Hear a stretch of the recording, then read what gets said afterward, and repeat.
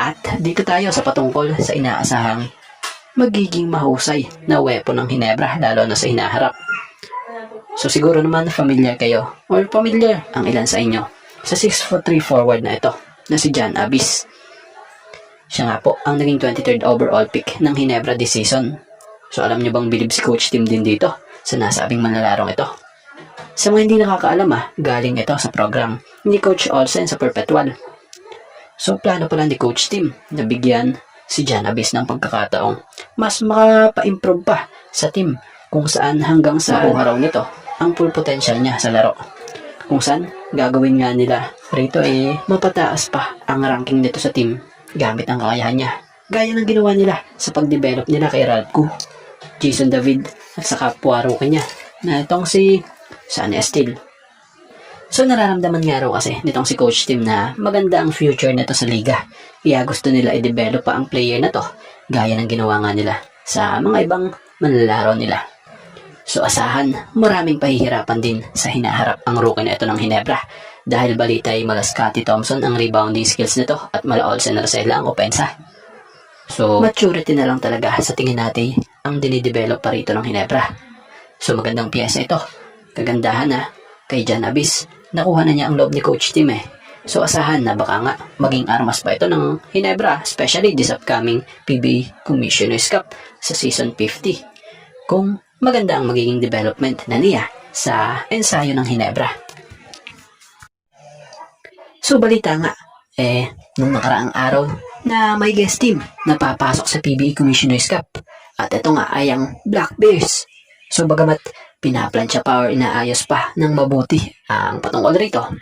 So balitay, kagaya noon sa Bay Area at Hong Kong Eastern, parehong PBA rules din ang ipapatupad sa Black Bears. Sa patakaran nga ng nasabing liga, ang mga guest teams ay pinapayagang magsabak ng dalawang imports na salitan maglalaro sa kabuuan ng torneo. So speaking of Black Bears, ngayong PBA Commissioner's Cup, plano di umano ng nasabing koponan na kunin itong veteran big man na si Dwight Howard bilang import. So ito na kaya ang pagkakataon na makikita natin na maglaro sa PBA itong si Dwight Howard. Alam naman ng maraming fans kung ano pa din at kung gaano pa rin nga kasikat ang former NBA superstar veteran big man na ito hanggang ngayon. Dahil nga sa lakas pa din maglaro nito. Si Dwight Howard nga may bit-bit na matinding resume ito kung saan nakapaglaro ito sa marami din koponan dito sa NBA kung saan naging superstar big man din siya at champion player dito sa NBA. So kung tuluyan siyang madala ng Black Bears sa PBA Commissioner's Cup, asahan na malaki ang maitutulong nito sa team ng Black Bears at asahan na mas dudumugin muli ang PBA ng mga fans. Maraming SMB fans nga na nag-aantay na sa paglalaro muli sa SMB ng import at nalalapit na maging gilas naturalized na si Benny Boatwright. Matatanda ang si Benny Boatwright ay champion import ng SMB kung saan nabigyan niya rin ng kampyonato ang SMB sa 2023-24 PBA Commissioner's Cup. At ngayon niyang paparating na conference sa PBA sa season na 50 Commissioner's Cup ay marami nag-aabang lalo na mga fans ng SMB dito sa pagbabalik ni Benny.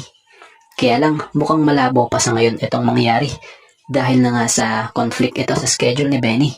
Dahil balitay hindi available si Benny Boatwright dahil sa committed nga ito ngayon sa team na Daegu Kogas Pegasus. Team nga po yan sa KBL. So balitang kasalukuyan pang nasa proseso at pinag-uusapan pa ng maigi ngayon ng kampo ng SMB kung sino ang kukunin nilang import ngayong mid-season conference ng PBA. So kung kayo, mga fans ano opinion nyo rito? Sino ang hula nyo na kukuning import ng San Miguel Beermen na siyang ibabandera nila this season 50 ng PBA Commissioner's Cup? So kung may opinion kayo, comment nyo lang sa ibaba at ating pag-uusapan yan.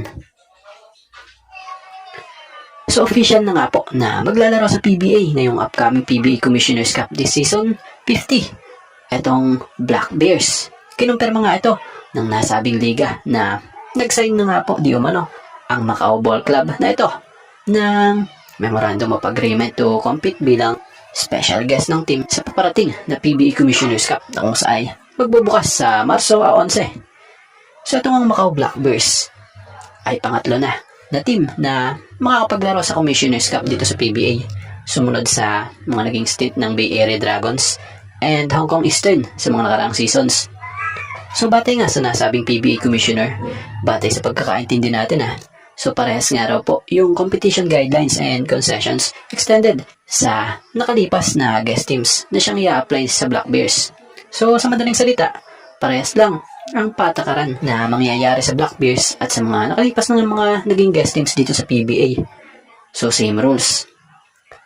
So maganda ito at paniguradong kaabangan ito sa muling pagbubukas ng panibagong conference ng PBA. At bago nga ang lahat, baka naman po pwedeng makahingi ng isang subscription para sa ating channel or pakifollow na rin po kung nagustuhan nyo ang ating mga basketball update. At kung ito na may makakabigat para sa inyo, kahit isang like and share na lamang po. Maraming salamat po.